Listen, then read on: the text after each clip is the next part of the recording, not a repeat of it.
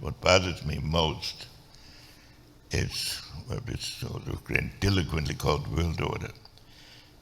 And it arises in the following way, in response to your question, Eric.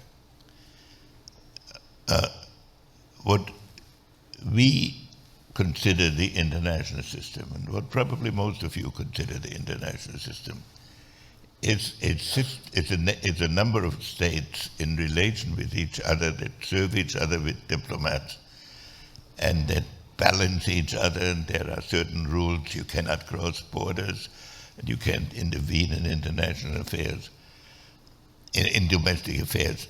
And so people think that that is the natural order of the universe. It, however, has existed only in the West, and only in Western Europe, and only since about the middle of the 17th century, when there was a 30 years war in Europe that killed a third of the population with conventional weapons.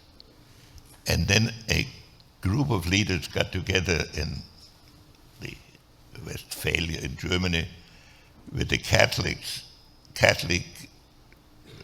leaders in one town and the Protestant leaders in another. Very few names of these leaders have survived, but they constructed the system that has lasted since then.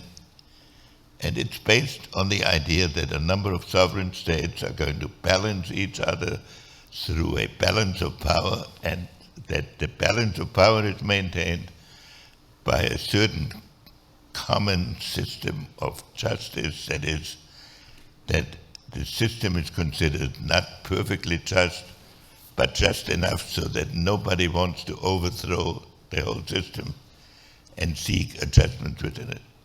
That's in China, that concept never existed. In China, the idea of order was that China is the center of the universe, and every other state that existed in the world was related to China in some kind of a tributary system. That you could never really become Chinese, but you could have a closer or less close relationship with China.